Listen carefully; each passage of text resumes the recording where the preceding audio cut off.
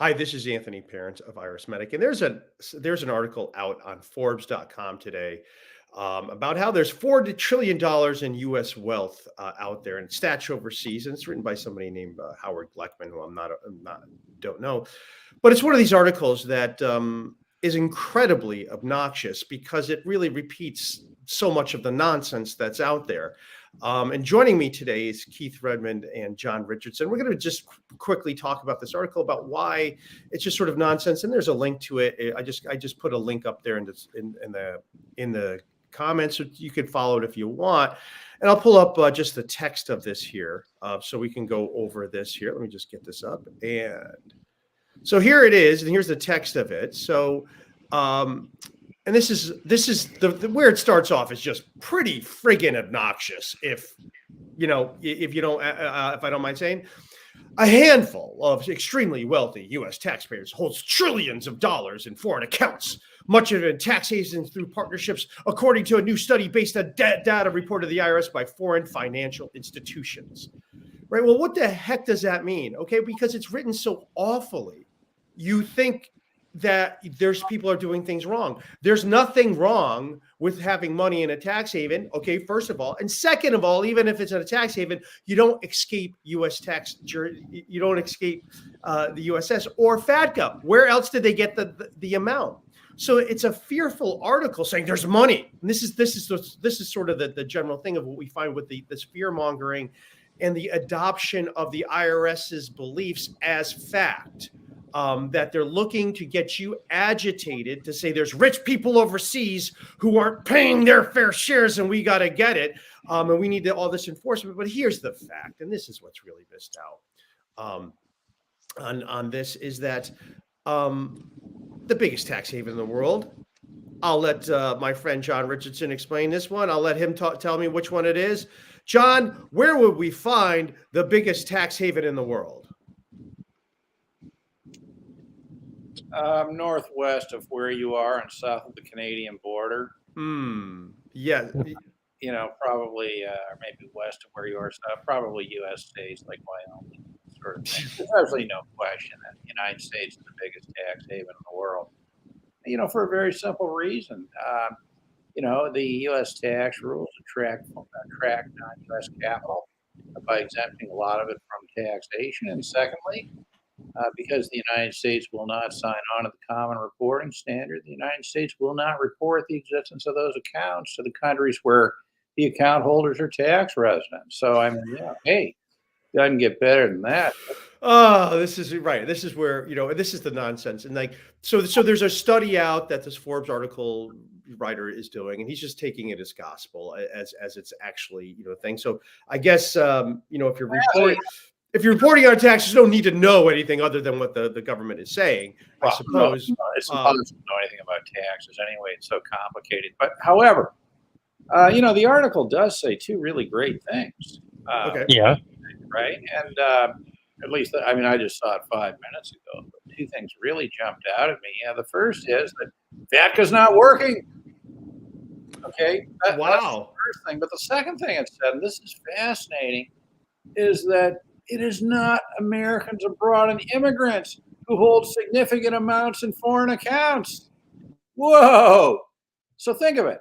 FATCA doesn't work anyway. And in any case, it's not Americans abroad and U.S. immigrants, okay, who are the ones, who are the foreign account problems. So, I would think that ought to give, real fuel to, groups like Democrats Abroad Tax and ACA, American Citizens Abroad, these groups that are constantly lobbying to say, oh, come on now, really this nonsense, which, by the way, doesn't work. But even if it did work, it shouldn't apply to Americans abroad, immigrants, that sort of thing, right?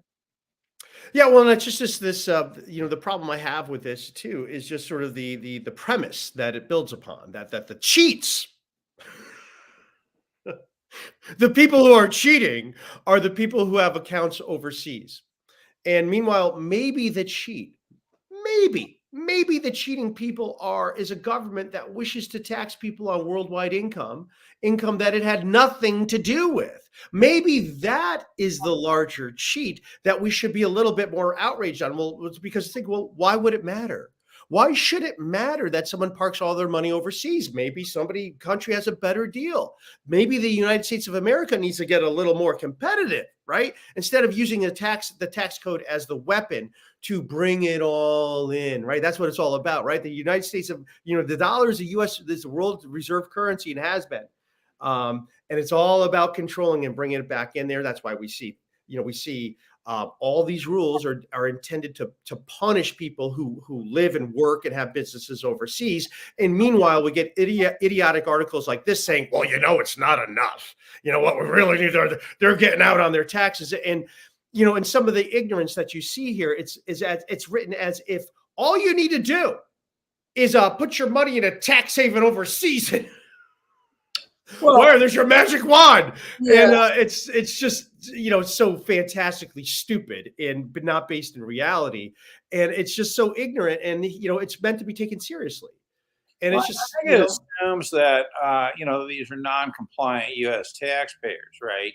Because if they were compliant, then they'd have all the subpart F problems and everything. I mean, there's all kinds of there's income attribution rules, for foreign corporations and things like that. But in any case, it's really a generally unhelpful article, but specifically, I think it's actually helpful to the the Americans abroad lobby groups, because if you either disregard it completely, or if you think it has any credibility, then you latch onto the things that it says, that hey, Americans abroad and immigrants to the U.S. are not the issue here.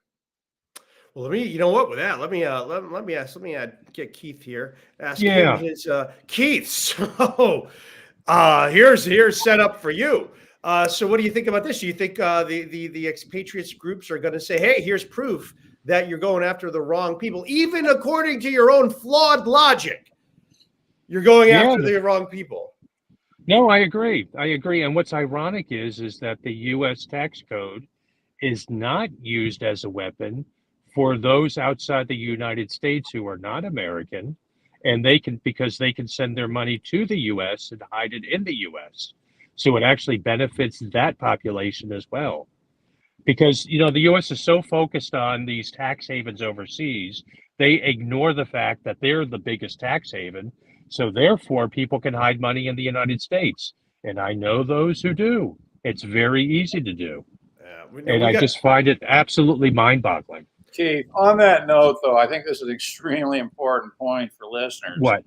Yes. I think as long as these people remain alive, it's okay to keep their money in the United States. But remember that if they die, outside its assets, the U.S. is going to want 40% of that in terms of an estate tax, right? So I think it's very important for these people to keep track of when they're about to die and make sure they get their assets out of the United States before they do. Well, there's ways to deal with it. Good point. You want to make sure you don't own it directly. That's really what you're looking at. We got a comment. We got a great comment, and I think this sort of sums up, I think, how we all feel. This is SDW. He says, by implying that those Americans using foreign financial services are tax cheats, and that's exactly what the article does. And that's it. Yes, thank you, because that's what's so infuriating about it. It keeps the finger pointing blame good game going. No average Joe would use those services. And, and that's really who we deal with, average Joes, just people trying to make their way in this world. And, it's like, who is this? What? I am sure there is tax cheating going on around the world. And I'm sure there's some big names involved. But, the thing is, and it's kind of stupid if you are big, because you have the resources to take advantage of things so you don't have to cheat on your taxes. Really, the people who have the incentive to cheat on their taxes are the people who don't have the ability to get into the structures that will allow them to avoid taxation. In order to get into the structures that would allow you to avoid taxation, what you need is a ton of assets. So this is something. So it's all backwards. It's all backwards. You have, again, if there is someone who's truly wealthy, who's evading taxes, you really are doing it wrong. I got to tell you that you're doing it wrong, because why not just take a little bit of your money and get it structured right? And now you can look at everyone's like, oh my goodness, everyone is worried about this thing, but I'm okay. And that's sort of the whole where you get it wrong, where everyone goes off the rails. They think it's the wealthy who the wealthy are avoiding taxes through legitimate structuring that the normal person, unless you're sitting on a whole bunch of assets, simply can't get to. And again, this is just an article that's pushing more ignorance. So Keith, this is my question. Sure. So is this something you're going to share around with your groups? How do you think Democrats abroad would take this article? What do you think they would say about it? Well, I think they would like it, Okay. especially with what, in regards to what they said, what the article said about Americans abroad. So on that aspect, that would be a good thing. I think it satisfies their needs, going after those evildoer tax cheats, as well as signifying that it's not Americans abroad.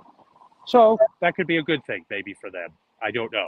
Well, we know one thing for sure, and that is that the Democratic Party is for the little guy, right? We know that. We know that. So Supposedly. There's no question that they're truly out there for the little guy. So do you think Democrats abroad might get upset because, hey, Forbes, this article, you kind of are implying that the tax sheets are the regular Joes. Do you want to issue a correction? Do you think Democrats would do that? Democrats abroad would say, "Wait a second here, you're smearing everybody here. Why don't you back off of what you're saying?" Do you think they would go for that? No, not at all, because that's not in line with what the tenets are of the Democrat Party. Even though they claim to be for the little guy, which I believe the little guy Right. needs representation. Oh boy, if there's somebody who does, it's the little guy. So it'd be nice if the party that claims to represent the little guy actually does.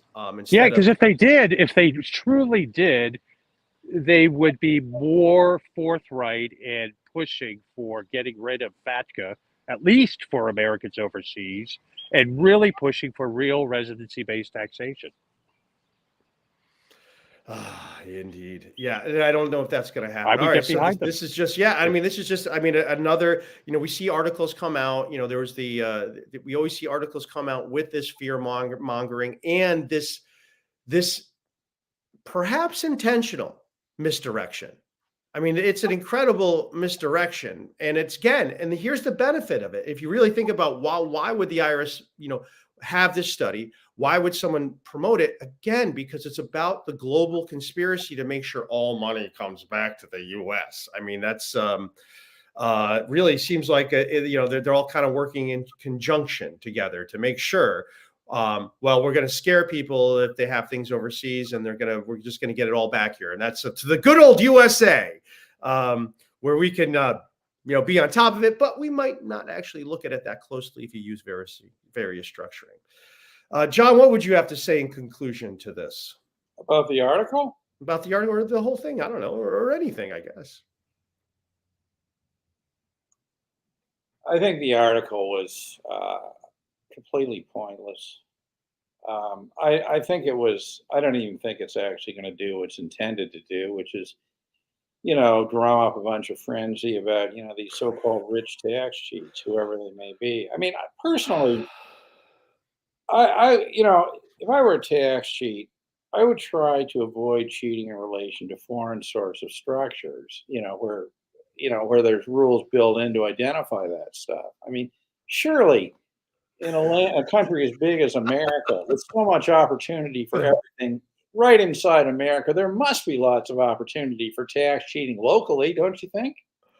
I would think it's a lot easier, and right, and as we say, simplicity is a virtue in everything you do, right? So right, you keep it simple, and I don't know. yeah, sending money overseas is probably the worst way. With all these banks looking at things, probably the worst way to avoid detection is sending money overseas. It, and right now, right, and what? Follow up comment from SDW on this. He goes, "Well, why is this article out?" Well, think about it. What season is it in the U.S.? Well, it's tax season for most people, so this is the time to get them all fired up. And Anthony, do you actually know any of these rich people? Have you ever met one personally? well, no one I have look, I have clients who I consider rich. I would say you're rich. No, but They don't consider themselves to be I don't rich. mean by your standards or mine. So no, No, I know people who know people. That's it, right? I know people who are very wealthy, and that's a lot of the things I've learned about from them. What they're doing, and so this is just not. I don't know any billionaires. None. I am not on a first name basis some with any bill. years, in other words. Yeah, I know people on their way up. Maybe they're on their way up, trying to get there, right? But this code is kind of getting in the way of all those things. So it's one of those things. Once you're wealthy, then you pull up the ladder, so other people can't get up there. And helping you pull up that ladder is the tax code. And that's really what it's about. The tax code exists for entrenched interests to protect themselves from upstart competition that may knock them off their perch. And that's sort of not really mentioned in this article, is it? Right? That's not something that people really go through that level of insight to see how it actually works. So this is a fun little podcast. We're getting some great comments, and it just reiterates, sort of everything we're up against. I want to go to our concluding comments with Keith, though. I want to ask him to finish up this, because this is really up his alley, as this is the things he's dealing with. Keith, give your concluding remarks on this article. Oh, I think I muted him. Hang on. There we go. Keith. I don't know. I guess, my concluding remarks is it's the same old story all the time when it comes to these articles. What can I say? I think the good part is that he did say that Americans abroad are not the problem. That's a good thing. Yeah. But the overall article misses the point that the major tax haven is the United States. It consistently misses the point. That's all I have to say on it. That's fantastic. Well, there you go. And I think you're absolutely right. Well, thanks again for joining us today. Thanks for your comments. And we look forward to our next podcast. Be sure to subscribe, because we are going live now. And if you want to get comments, we'll respond to them live. We are still trying to set a set time for these.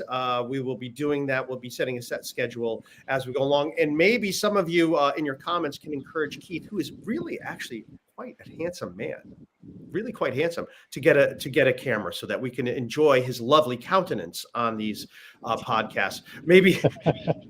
I like being mysterious. Oh, it's like you really would think that Keith must be really ugly. That's like that. But people must think that. No, he's actually quite handsome. And maybe so hot that I'll break the camera. But maybe that's what it is, and he's just not wanting us to feel so awful about ourselves. So anyway, thank you all so much for watching. It's a real fun community to be a part of and to grow. And together we will bring justice and truth to the world. Thanks again for watching.